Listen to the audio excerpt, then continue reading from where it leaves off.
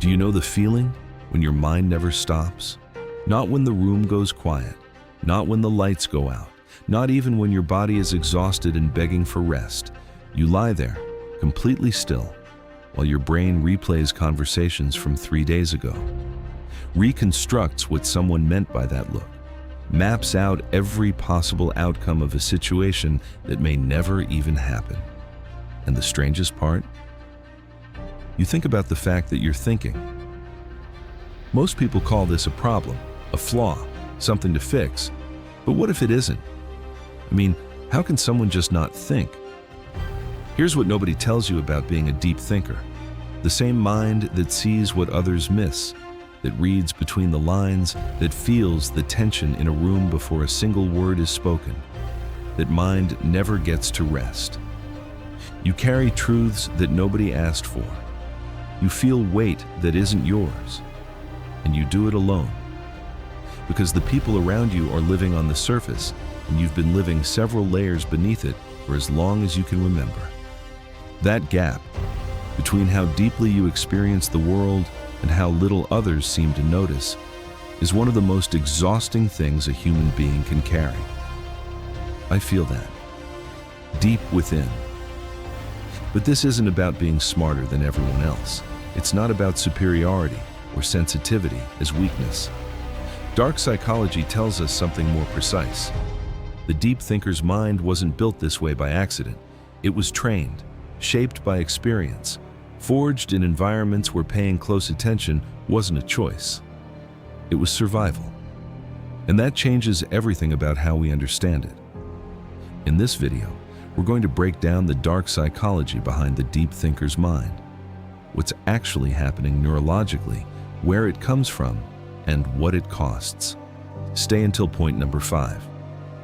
That one is the one most deep thinkers never see coming, because it looks like a strength from the outside, but it's quietly destroying them from the inside. Most people's brains quiet down when they rest. I bet yours doesn't. Neuroscientists call it the default mode network, the brain's background processing system. In deep thinkers, this system stays highly active even during downtime. It loops, it reflects, it revisits, not by choice, by design. Your brain wasn't built for stillness. It was built for vigilance. And that vigilance has an origin, usually an environment where uncertainty was the norm and paying attention meant staying safe. And here's what makes this even more significant. Studies from Yale University found that people with highly active default mode networks don't just think more, they think differently. They make connections between completely unrelated things. They see patterns that others walk past entirely.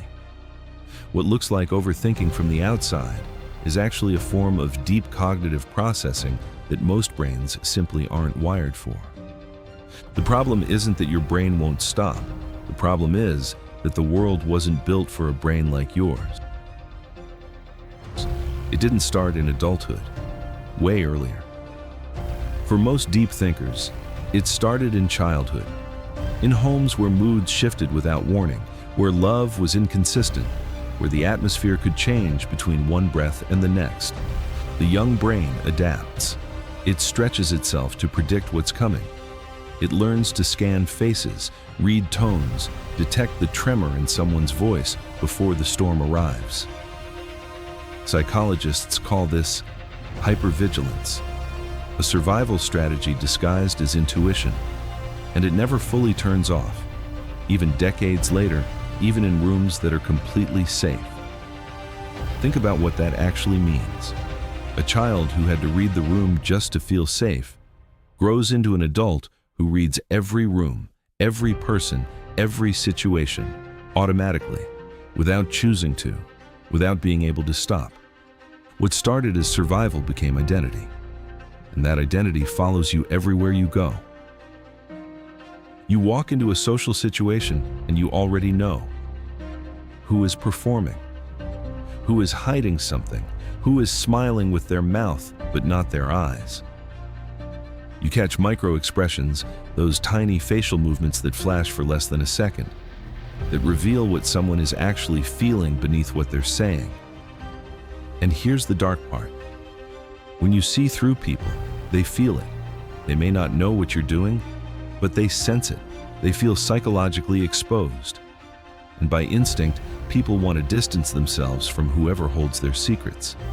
So the clearer your perception becomes, the lonelier you get, and that hurts deep inside. There's a specific kind of loneliness that only deep thinkers understand. It's not the loneliness of being alone.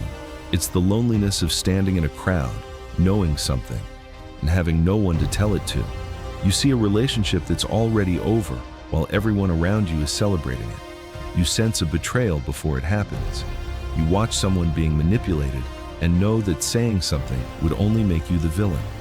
So you stay quiet, you smile, you raise the glass and say the right words, and then you carry it home, alone. Let me ask you something. Drop your answer in the comments. Which hits closest, the isolation of seeing too much or the exhaustion of carrying it alone? This is the one most people miss. Deep thinkers don't just think too much, they feel too much.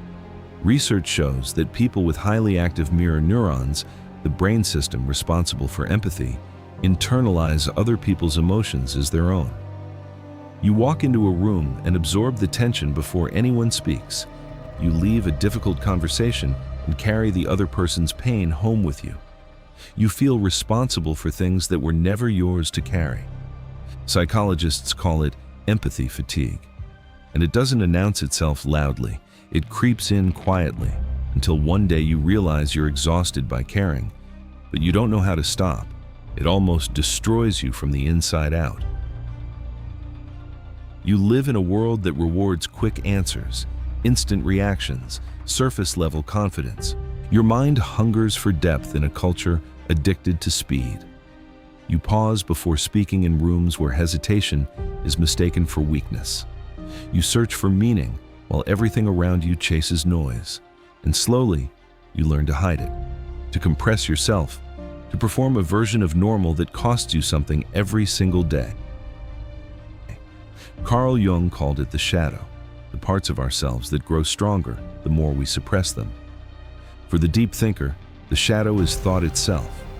The same intelligence that protects you also traps you. Every answer opens a new question. Every moment of clarity collapses into another layer of analysis. You mistake rumination for understanding. You convince yourself that if you just think hard enough, long enough, peace will finally arrive. It won't, because the mind cannot think its way to peace. There's a figure from Greek mythology that psychologists keep returning to when they talk about this. Cassandra, a prophet given the gift of seeing the truth and the curse of never being believed. She screamed warnings. She saw disaster before it arrived, and the world called her unstable. Every deep thinker knows that feeling, not because they're prophets, but because the truth they carry is real, and the world keeps asking them to pretend it isn't. The burden of a deep thinker isn't that they think too much, it's that they feel everything they think. And in a world that keeps asking people to feel less, to move faster, care less, go numb, choosing to stay awake to the weight of things is quietly one of the most difficult things a person can do. You were never too much, you were just too awake for the room you were in. Never change who you are just to adapt. Never.